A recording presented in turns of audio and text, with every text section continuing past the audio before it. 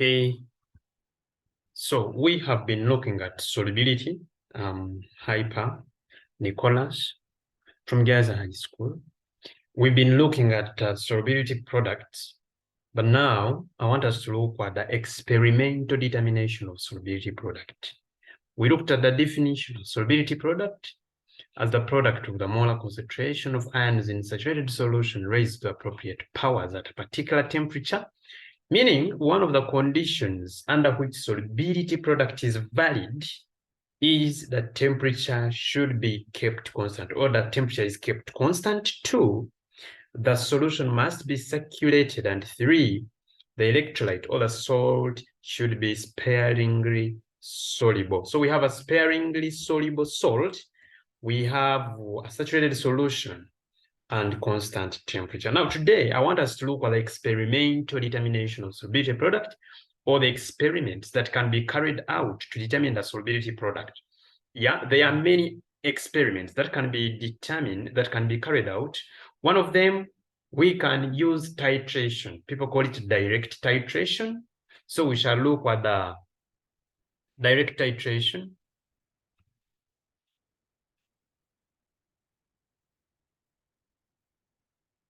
We shall look at the method of conductivity measurements, much as we haven't looked at conductivity, but we shall look at conductivity measurements. We would have looked at using electrode potentials, but the fact that we haven't looked at conductivities, I don't think we shall cover, or rather, since we've not covered electrode potentials, I don't think we shall cover the other electrode potentials. But these two methods, direct titration, conductivity measurements, are going to give us a real clue on how we can go about it. Now, I want us to begin with the determination of solubility product of calcium hydroxide. In Ugandan exams, this one has appeared in 2016, though it was calcium hydroxide. Then 2014, it was silver oxalate or silver ethanediol. Then some year, I think it was calcium iodate, 2008, around there. So for us, we are going to look at those few that will give us a wide scope. I will be outlining the experiments here and treat the results. So, well, we are going to begin by experiment to determine solubility product of calcium hydroxide.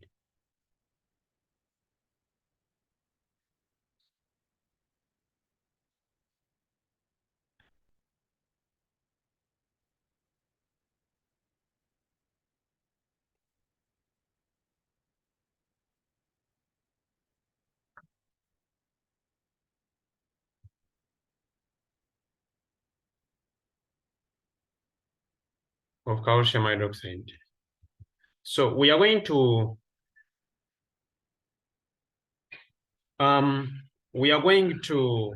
first use the titration or direct titration. That is the first method we are going to consider. Then I will also use conductivity measurements. And these methods will be general for any other salts. Let's use titration first. What we do, we first get the excess solid calcium hydroxide, and we add it to a given volume of water,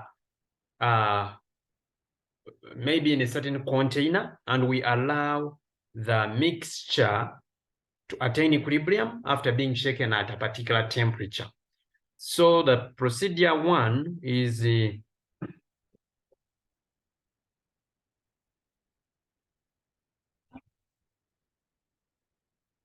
procedure one is we get excess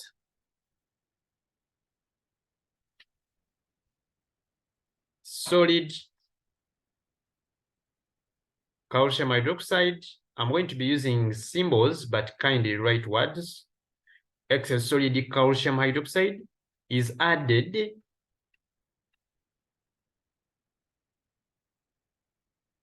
to a given volume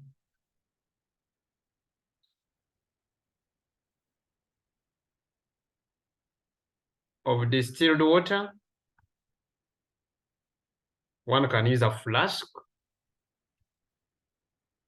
or you can just say in a container, because the container can be a flask, the container can be a beaker, something like that.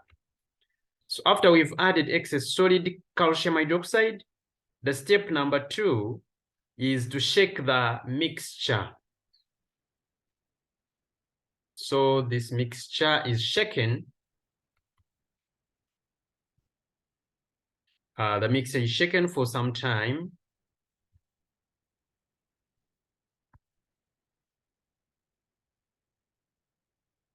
And left to settle.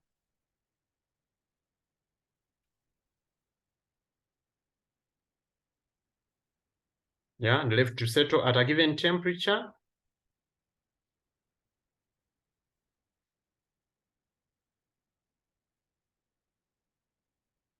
For equilibrium to be attained. For equilibrium to be attained. This is standing for equilibrium. Now, at equilibrium, the mixture is filtered.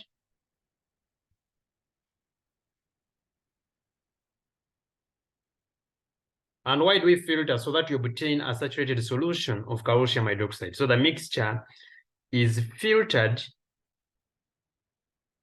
to obtain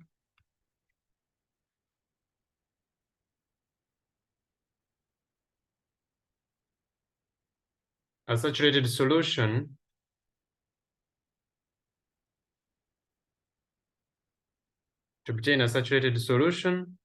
of calcium hydroxide as a filtrate.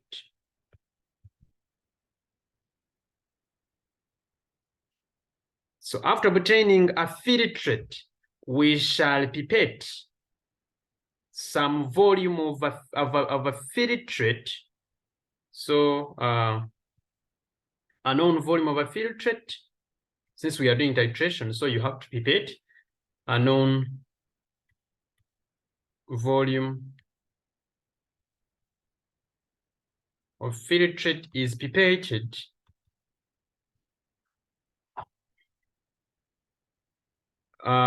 into a conical flask.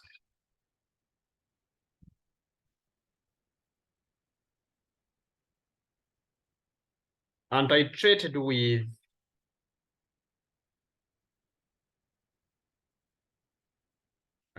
with a standard solution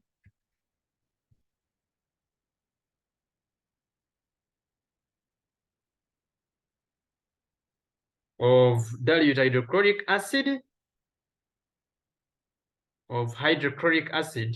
using methyl orange indicator,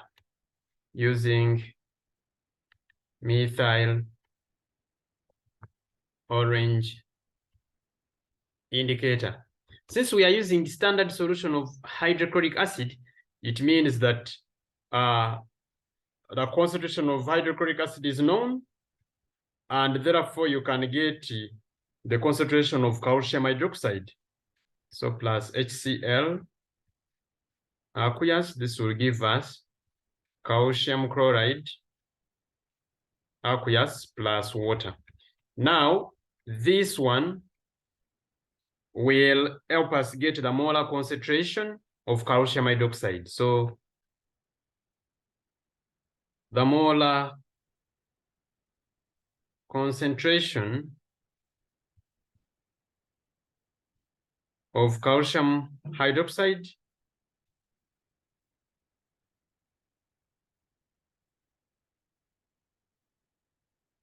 solution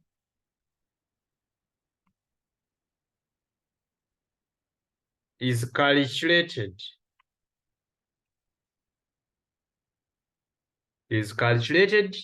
using this equation, using the equation above. So we already have the molar concentration of calcium hydroxide. And since we have the molar concentration of calcium hydroxide, maybe let me call it X moles per decimeter cubed. So the molar concentration of calcium hydroxide is X moles per decimeter cubed. Now, I have done titration to obtain the concentration of calcium hydroxide. It is simple. First, form a saturated solution by filtering. After that, pipette a known volume of a saturated solution and titrate it against standard hydrochloric acid using methyl orange indicator, and using the equation you'll be able to obtain the number of moles per liter of calcium hydroxide in a saturated solution. So after this, now we can go to the part of treating the results. To treat the results, after having obtained the concentration of calcium hydroxide, we shall say that calcium hydroxide is sparingly soluble, and therefore plus aqueous, an equilibrium is established to form calcium ions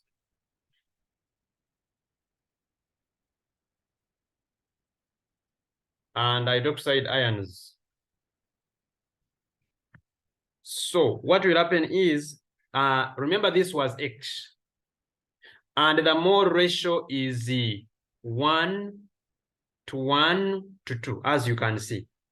So implying that the concentration of calcium hydroxide, which is equals to X moles, is the same as the concentration of calcium ions.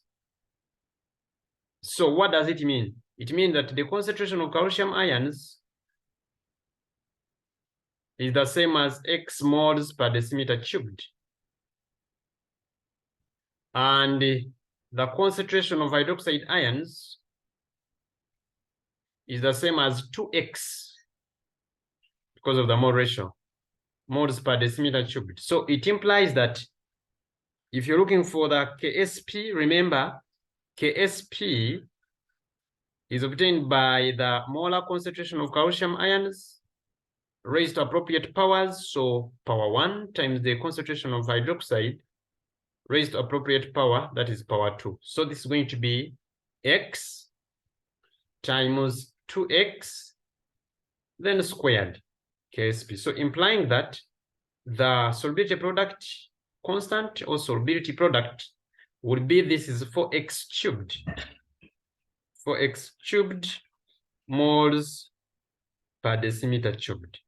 And that way you would have obtained the KSP for calcium hydroxide. This one can be used for any sparingly soluble metal hydroxide, magnesium hydroxide, barium hydroxide, any sparingly soluble metal hydroxide, strontium hydroxide, you can use the same method.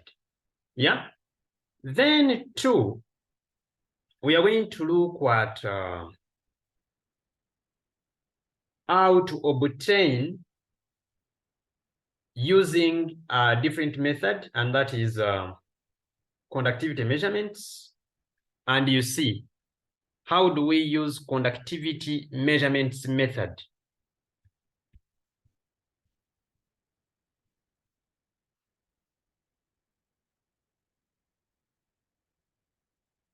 At a certain time T, we shall record a lesson about conductivities, but now we are going to employ it as it is, and then we see how it goes.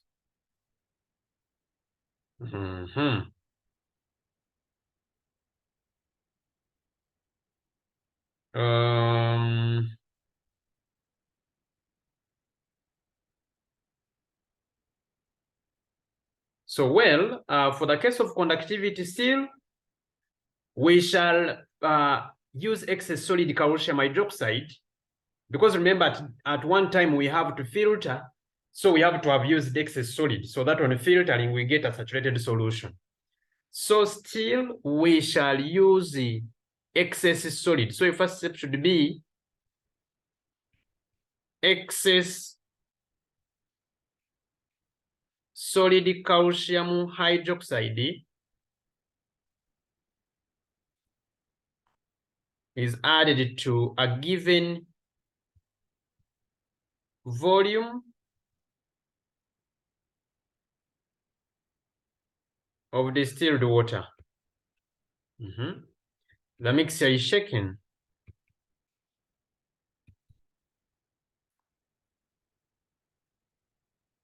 for some time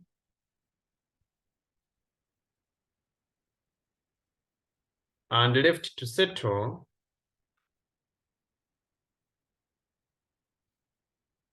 at a given temperature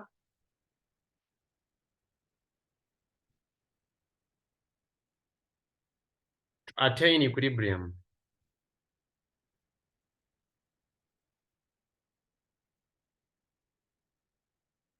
Then after that, the mixture is filtered.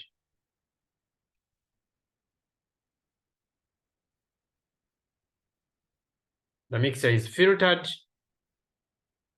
to obtain a saturated solution.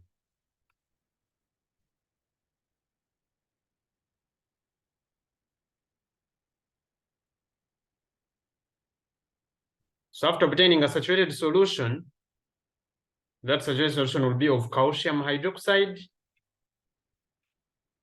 and that will be obtained as a filtrate.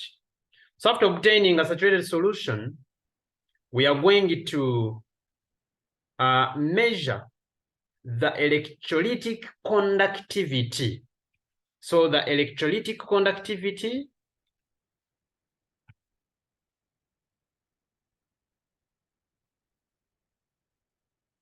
of a saturated solution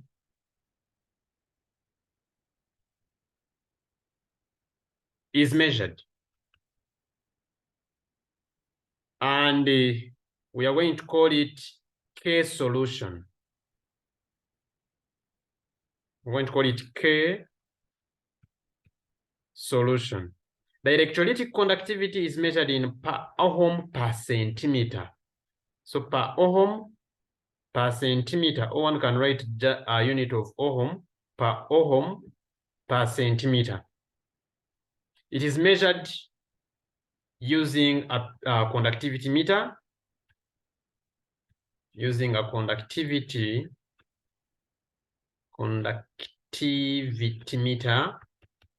So after having measured this conductivity of a saturated solution, then you also measure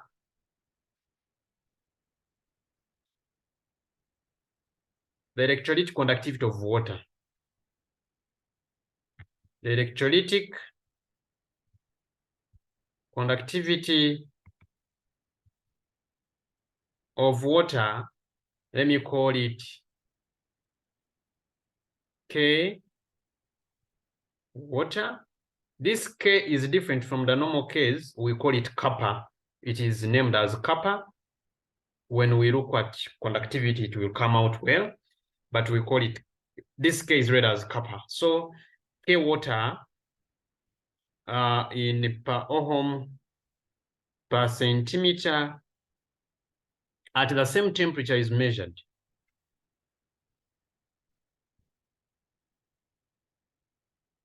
At the same temperature is measured.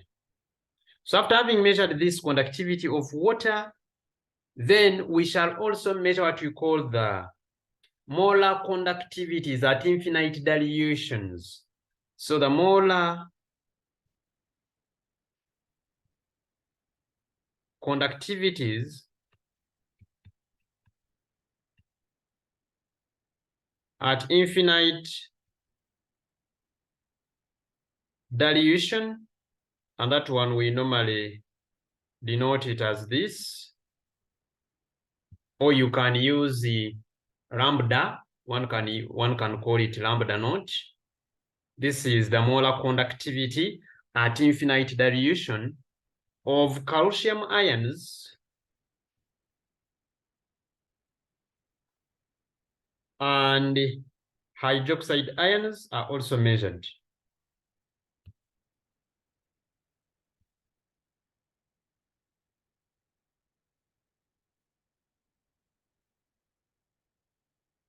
Or you can read them from the tables given. So now, let me say are noted. So after having noted these, we have electrolytic conductivities and molar conductivities. In our lesson of conductivities, we shall define these terms, okay? So now we are going to treat the results. We are going to treat the results. because we have everything that we need. We wanted electrolytic conductivity for the saturated solution and for water.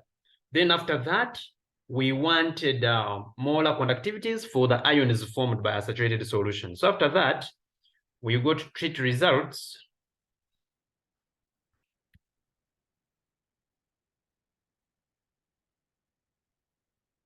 Treatment of results. And to treat results, we shall first get the electrolytic conductivity of calcium hydroxide.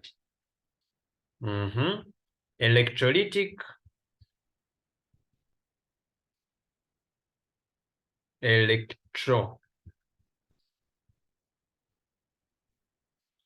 conductivity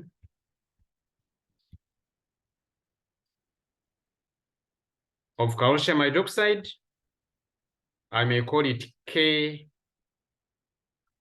calcium hydroxide. It's going to be equal to K of the solution minus K of water. We have this conductivity, so it will give us the conductivity of calcium hydroxide. Also, there is what we call Kohlash's law of ionic migration, independent ionic migration, and that one gives us that the molar conductivity of calcium hydroxide is equal to the molar conductivity of calcium ions plus the molar conductivity at infinite dilution for hydroxide, but there are two hydroxides, so we multiply a 2 here.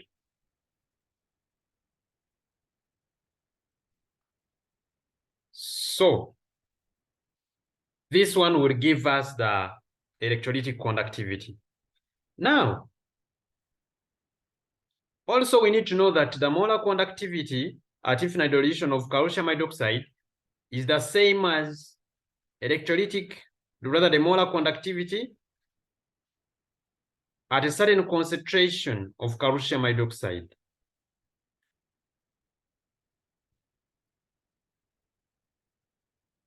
So now, by calculation, the molar conductivity, whatever we are doing, we are looking for the concentration of calcium hydroxide. We are doing all this because we want the value of C, the concentration of calcium hydroxide. So the molar conductivity, the molar conductivity at infinite dilution of calcium hydroxide is equal to, we get it by getting 1000 times molar conductivity of calcium hydroxide that we have obtained here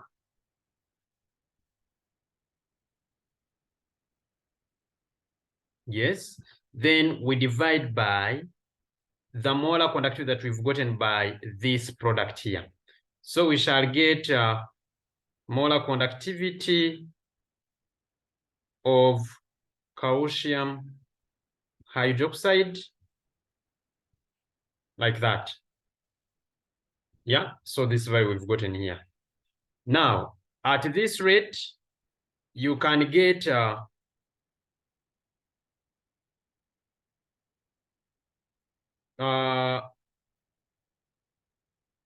sorry. Actually, this is divided by concentration. We divide by concentration. Sorry, we divide by concentration. So that you get the concentration value of C, which will be equaling to 1000 conductivity of calcium hydroxide divided by molar conductivity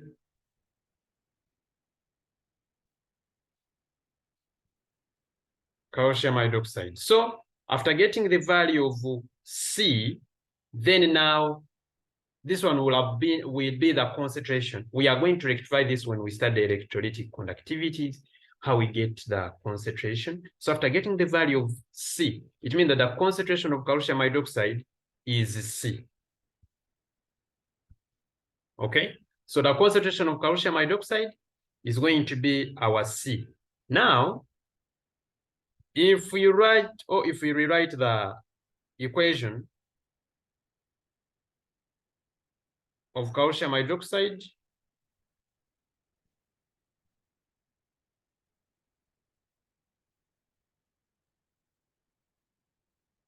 shall form calcium ions and 2 hydroxide ions. So we've said that the concentration of calcium hydroxide is equals to C moles per decimeter cubed. And you can get the other concentrations by mole ratios. So the concentration of calcium ions is the same as C moles per decimeter cubed, while the concentration of hydroxide ions is the same as 2C moles per decimeter cubed. So from the previous expression of KSP, you can get what it is. So KSP, you first write the expression. KSP will be equaling to the value of C times twice C squared. So the value of KSP will be 4C cubed moles per decimeter cubed. So basically, this one also is used to determine the solubility. But the one of titration would be better if at all you know the indicators that are used in titration. So basically, this is another method, and it can be used for any electrolyte that the one whose solution cannot be titrated with any suitable reagent. But still, you can as well use it for those ones which can be titrated, because you can see we are using calcium hydroxide, and we have used the 2 options of titration and one of conductivity. This one counts for almost, or these 2 methods, they count for almost all the salts or all the electrolytes, because you can as well use the same methods to determine the solubility of sparingly soluble silver ethane dioate. Yeah, silver ethane dioate.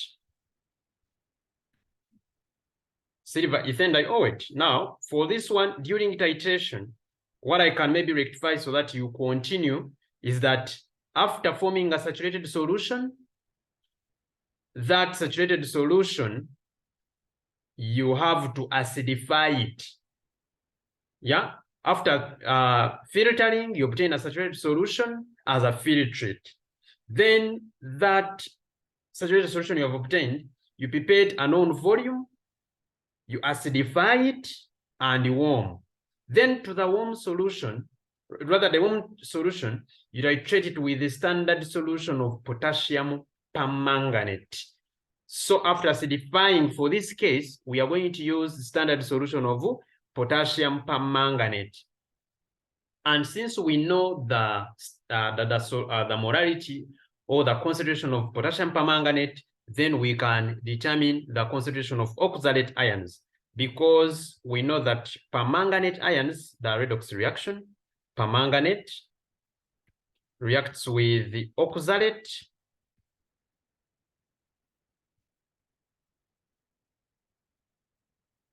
which is we say that we acidify.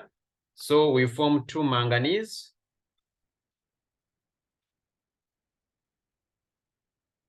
We shall form 10 carbon dioxide molecules and 8 molecules of water. So the trick is simple. After forming a saturated solution, acidify it and warm. Then titrate against the standard potassium permanganate. You'll be able to get the concentration of oxalate ions. Ethane dioate ions are the same as oxalate ions. By mole ratio 5 over this, you'll be able to get the concentration of oxalate ions. After knowing the concentration of oxalate ions, if you call it X, then you proceed the way we had done. Yeah. Now, for other cases like copper 2 iodate, for example, if you have like copper 2 iodate, this one, after forming a saturated solution using water, you will pipette with after pipetting now, you will add a known volume of potassium iodide solution. After pipetting a saturated solution here, you add a known volume of potassium iodide solution. Being an iodate, then you have to titrate using iodine. Rather, it is iodometry. So we have to titrate using starch indicator. So after pipetting a known volume from a saturated solution formed, you're going to add potassium iodide solution and you acidify with the sulfuric acid. Okay? Then this resultant solution containing iodine is going to be titrated with the standard solution of sodium thiosulfate using starch indicator. What am I trying to mean? Copper 2 iodate, you have titrated a certain amount, and you've said that you add the potassium iodide, so we are adding iodide ions. And then you add a few drops of sulfuric acid. You will liberate iodine. You liberate iodine here and water. Then here we have 6,5, I think, yeah. Now, this iodine liberated is titrated against standard sodium thiosulfate, S2O3 2-. We shall form tetrathionate ions, S4O6 2- plus 2 iodide ions.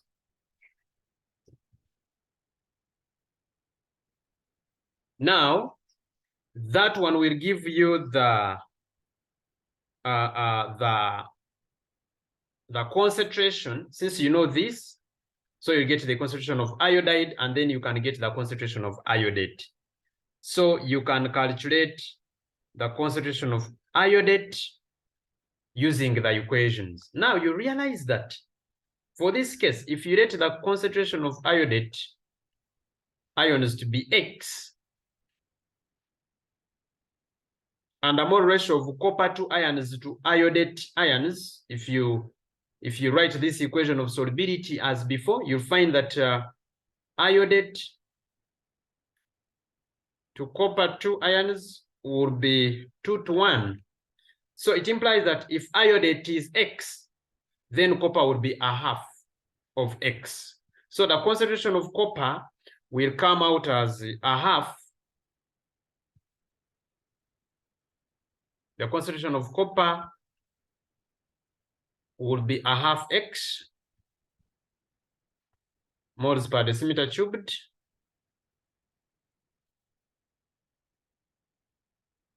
And we say that the one of iodate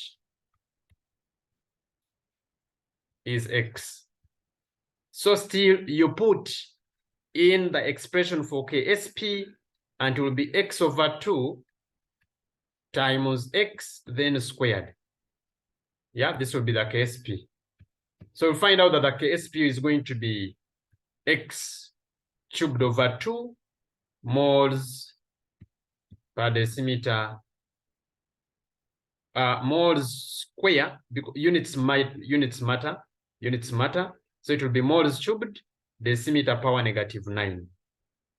In the first lesson, I showed you how we derive units. So even for conductivity measurements, the working is the same as the others, as the first one we did for calcium hydroxide. So I want to tell you that in summary, you need to know the type of titration you're going to carry out. If it is a hydroxide, if the salt is hydroxide, maybe magnesium hydroxide, titration, you use the dilute hydrochloric acid, and then you use dilute hydrochloric acid as a titrating agent. Then you will use the indicator. Our indicator is going to be methyl orange. If you use if you are titrating an oxalate, maybe silver oxalate, we said that for this, you will be using potassium permanganate or permanganate ions, acidified permanganate ions.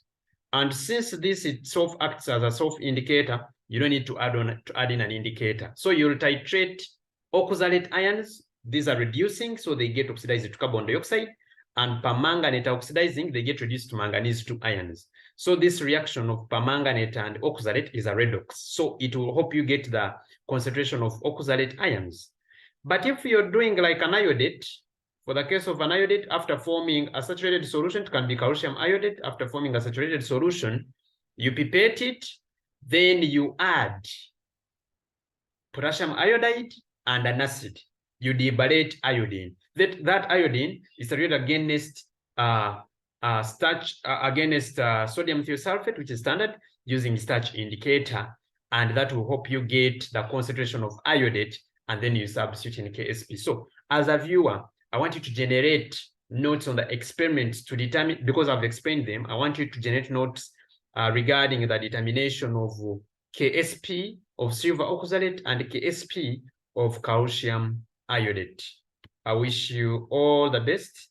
God bless. Make sure you share this link to as many people as possible so that they keep getting more videos after subscribing. I wish you all the best. God bless you.